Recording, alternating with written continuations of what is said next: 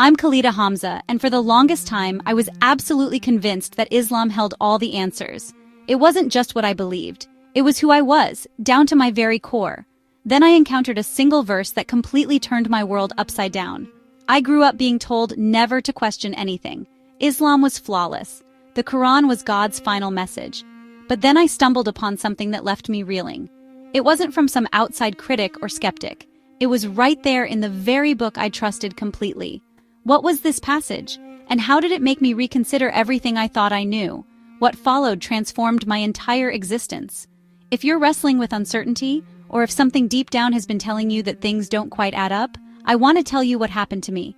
But first, I'd really appreciate it if you'd subscribe so you won't miss any of these crucial stories. Drop a comment saying you've subscribed, and I'll personally reach out to welcome you into our community. Let's dive in. I came into this world in a deeply religious Muslim household where faith wasn't simply a belief system. It was the foundation of absolutely everything. As soon as I could form words, I was learning Quranic verses by heart. My parents were determined that I understood Islam as the one true path, the only way to reach God, and that doubting it was completely off limits. Every single day, 5 times without exception, I would pray, pressing my forehead to the ground in total surrender. I observed every fast during Ramadan, memorized chapter after chapter, and wore my hijab proudly, convinced it was my sacred responsibility as a Muslim woman. Our entire household revolved around Islamic principles.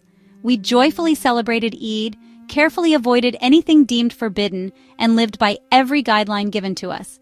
I found security in the predictability, the absolute certainty, the feeling of connection that came with being part of this vast community. Not once did I think to question what I'd been taught. Islam was perfect, beyond question, and I was certain I possessed the truth while everyone else wandered in darkness. I remember feeling sorry for Christians, Hindus, and atheists, believing they were lost souls, condemned for turning away from Islam's truth.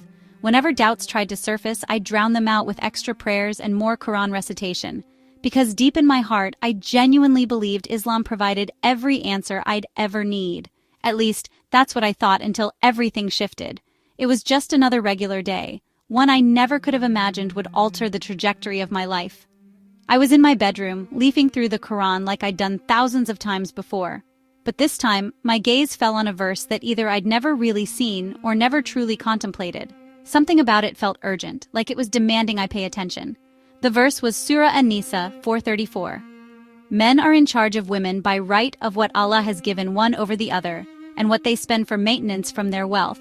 So righteous women are devoutly obedient, guarding in the husband's absence what Allah would have them guard. But those from whom you fear arrogance, advise them. Then if they persist, forsake them in bed and finally strike them. But if they obey you once more, seek no means against them. Indeed, Allah is ever exalted and grand. I read it over and over again. My pulse quickened. Strike them. I had always believed Islam was a religion of peace, that it championed justice, especially for women. But here was this verse, giving husbands permission to hit their wives. I tried to steady myself, thinking maybe I was misinterpreting it. Maybe the translation was off. Maybe there was some deeper meaning that scholars understood, but I didn't. I frantically searched for different explanations, desperately hoping to find something that would ease my troubled mind. But regardless of how many sources I consulted, the core message stayed the same. Some scholars softened the language, claiming it meant only a gentle tap, while others defended it, arguing it was necessary for maintaining order. But something inside me couldn't shake the feeling that this was fundamentally wrong. I wanted to forget what I'd discovered, to push it aside like I had with other challenging questions. But this time, I couldn't. The more I pondered it, the more disturbed I became. If Islam truly respected women, why would it permit even the smallest act of violence against them? Why would a just and compassionate God allow this? And if I'd overlooked this verse for so long, what other things had I missed? That was when the first fracture appeared in my faith's foundation. And once that crack was there, it only expanded. I couldn't keep this bottled up inside. The burden of my questions was overwhelming, and I desperately needed answers. So I did what I'd always been taught to do. I sought out those who knew more.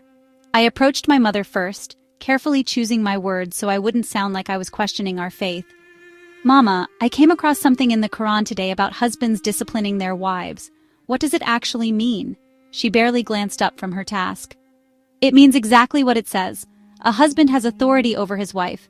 If she shows him disrespect, he has the right to correct her.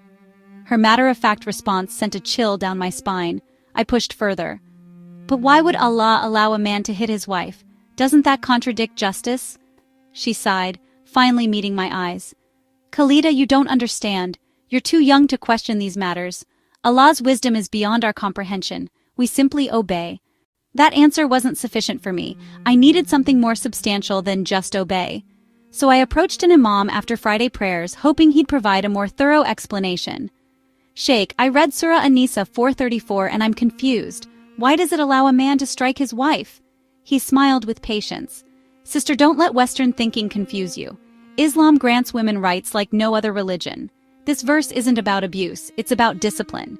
And even then, it's meant as a final option, a symbolic gesture, not actual harm. Trust in Allah's wisdom.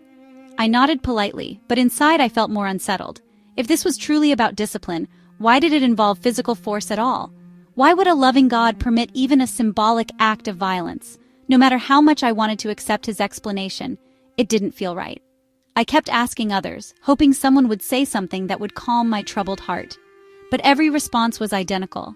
You don't have the knowledge to understand. Trust Allah and don't question too much. You're thinking like a Westerner. Islam is perfect. Your doubts come from Satan. But deep down, I knew this wasn't Satan. This was my conscience. This was truth trying to break through. And the more I searched for answers, the more I realized something was seriously wrong. Once that initial crack appeared, it became impossible to ignore. The verse about women was just the starting point. My mind began racing with more questions, questions I'd never dared to ask before. If this verse troubled me, what else was in the Quran that I'd overlooked? Who actually wrote the Quran? Was it truly God's word, or was it influenced by human hands? The deeper I dug, the more contradictions I discovered. Islam teaches that the Quran is perfect, unchanged, and God's final revelation. But if that was true, why were there so many variations and interpretations? Why did some verses contradict others, preaching peace in one place and violence in another? Why did Islam claim to honor women while also allowing their subjugation? Then came the question I never thought I'd ask. Why does Islam view Jesus so differently from Christianity? Growing up, I was taught that Jesus was just a prophet, nothing more. But the more I studied, the more I saw that Jesus was extraordinary. No other prophet was born of a virgin. No other prophet was called the Word of God. No other prophet performed miracles the way Jesus did.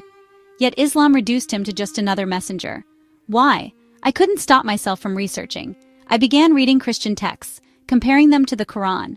I watched testimonies of former Muslims who had walked this path before me. People who had once believed as I did but found something greater. I listened to Christian apologists explaining the historical accuracy of the Bible and the compelling evidence for Jesus' divinity.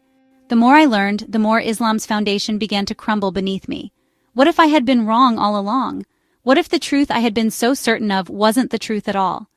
I reached a breaking point. The weight of my questions, my doubts, and my fears became too much to bear. If Islam wasn't the truth, then what was? Was there even a God at all? The thought of leaving everything I had ever known was terrifying. My family, my community, my entire identity was wrapped up in Islam. If I walked away, I would lose everything. But deep inside, something was stirring.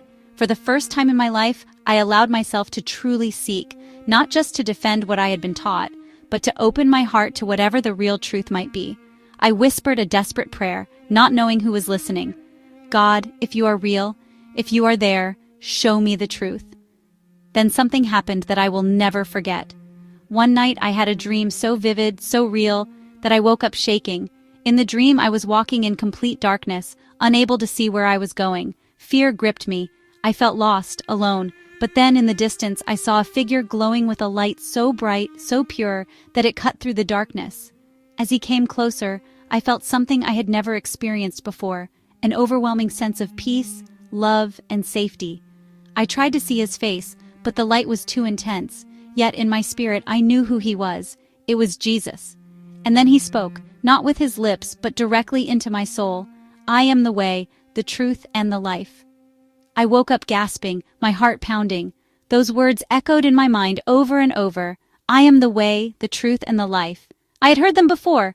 Christians said that Jesus spoke them in the Bible. But why would I be hearing them now? Why would Jesus come to me, a Muslim woman, in my moment of deepest doubt? That was the moment everything changed. I could no longer deny what was happening. Jesus was calling me, and for the first time, I was ready to listen. From that night forward, I couldn't ignore what had occurred. Jesus had spoken to me. He had reached out to me in my moment of confusion, in a way I never expected. But I still had so many questions. Who was Jesus really? Was he just a prophet as Islam taught? Or was he something more? I started reading the Bible, not to argue against it, but to truly understand. And what I found left me speechless. Jesus wasn't just another prophet delivering rules. He was love itself. He healed the sick, forgave sinners, and welcomed the outcasts. He didn't demand blind obedience. He invited people to come to him in faith. Instead of commanding men to strike their wives, he told husbands to love their wives as Christ loved the church, sacrificially, selflessly. Instead of calling for violence, he told his followers to love their enemies and pray for those who persecuted them. The more I read, the more my heart softened. For years, I had feared God as a distant ruler, always watching, always judging, always ready to punish. But Jesus showed me a God of love, a Father who wasn't waiting to condemn me, but to save me, a God who didn't require endless rituals and striving, but simply asked me to trust in his grace. For the first time in my life, I felt a peace that Islam had never given me. No more fear of not being good enough. No more pressure to earn God's love through perfection. Jesus had already paid the price. He had already made a way. And in him, I was finally free. As the truth of Jesus filled my heart, a new fear crept in. What would happen if I left Islam? I knew the answer too well. Leaving Islam wasn't just about changing beliefs. It meant risking everything. My family, my community, even my safety. I had seen what happened to others who walked this path. Some were shunned, others threatened, and some even lost their lives.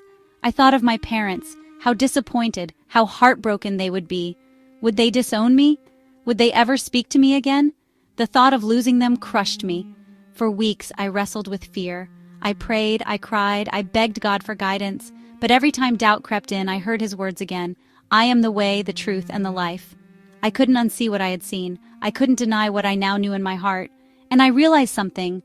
I had spent my entire life afraid. Afraid of questioning, afraid of failing, afraid of not being good enough for God. But Jesus didn't bring fear. He brought freedom. I made my decision. No matter the cost, I would follow him. When I finally told my family, it was worse than I had imagined. My mother wept. My father's face hardened with anger. My siblings refused to speak to me. I was called a disgrace, a traitor, a fool deceived by the West. Some family members cut me off completely. The pain was unbearable. But in the midst of that pain, I felt something greater. God's presence. For the first time, I wasn't afraid. I wasn't alone. The truth had set me free. And even though I lost so much, I gained something greater. I found the one who would never leave me, the one who loved me before I ever knew him. No matter what happens, I know Jesus is worth it. If you're watching this and you're questioning, I want you to know you're not alone. I know how terrifying it is to doubt everything you've ever believed. But I want to tell you something that changed my life. Truth withstands questioning. If something is true, it doesn't fear scrutiny. It doesn't need blind obedience. It invites you to seek, to ask, to knock. And Jesus promised that those who seek will find. I never thought I would leave Islam. I never thought I would find myself here sharing my testimony. But when I asked God to show me the truth, he did. He led me to Jesus, the only one who could fill the emptiness in my soul, the only one who could give me the peace I had searched for my whole life. If you are searching, I encourage you, don't stop. Read the Bible, study, ask the hard questions, and most importantly, pray. Ask God to show you the truth, and I promise you, he will. One verse made me question everything, but the truth led me to Jesus. If this video spoke to you, please subscribe to the channel so you never miss an important testimony like this. Share it with someone who needs to hear this, and comment "I subscribe" below so I can personally welcome you to our community. You are not alone. Keep seeking the truth. It will set you free.